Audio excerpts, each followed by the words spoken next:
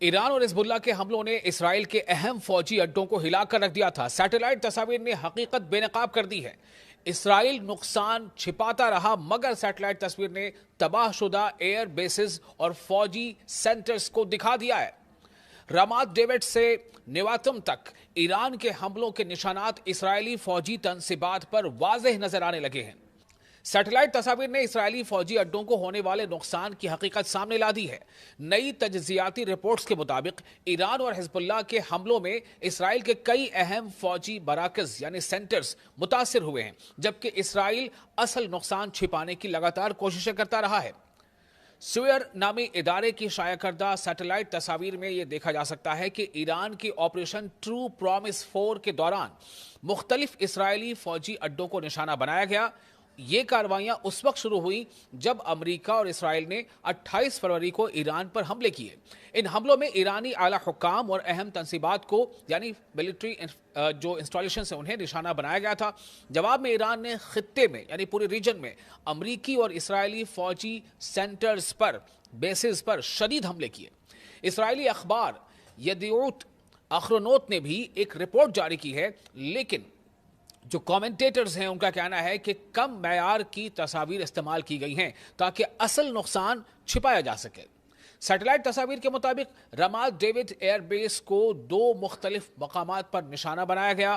ایک حصہ فوجی گاڑیوں اور سامان کے لیے استعمال ہوتا تھا، جبکہ دوسرا حصہ جنگی طیاروں میں ایندھن بھرنے اور سروس کے لیے تھا۔ جو ایکسپرٹس ہیں ان کے مطابق یہ اسرائیلی فضائی آپریشنز کے لیے انتہائی اہم مقام تھا۔ اس طرح صفد کے قریب مشار بیس، جہاں اسرائیل کا خفیہ یونٹ 8200 موجود ہے، وہاں بھی ممکنہ حملے کے آثار ملے ہیں۔ جو تصویریں لی گئی ہیں، سیٹلائٹ تصویریں جو جاری ہوئی ہیں، اس سے اندازہ ہوتا ہے کہ 5 مارچ سے 10 مارچ کے درمیان اس مقام کو نقصان پہنچا ہے۔ نیواتم ایئر بیس جو اسرائیل کا ایک اہم فوجی سینٹر ہے، وہاں بھی واضح نقصان دیکھا گیا۔ یہ اڈا ایران کے حملوں کا اہم ہدف رہا ہے۔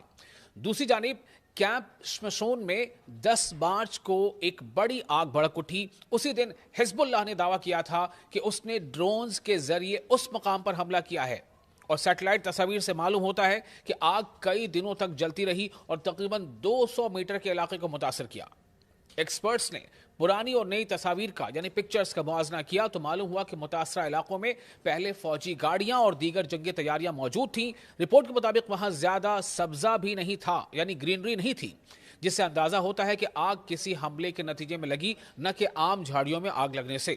یہ تمام تصاویر اور رپورٹس اسرائیلی دعووں پر سوال اٹھا رہی ہیں اور یہ ظاہر کرتی ہیں کہ نقصان شاید اس سے کہیں زیادہ ہوا ہے جتنا عوام کو بتایا جا رہا ہے۔ آپ کو یہ ویڈیو کیسا لگا؟ آپ اپنے تاثرات، اپنے کامنٹس ہمیں شیئر کر سکتے ہیں، اور ویڈیو اگر اچھا لگا ہو تو اسے شیئر ضرور کریں۔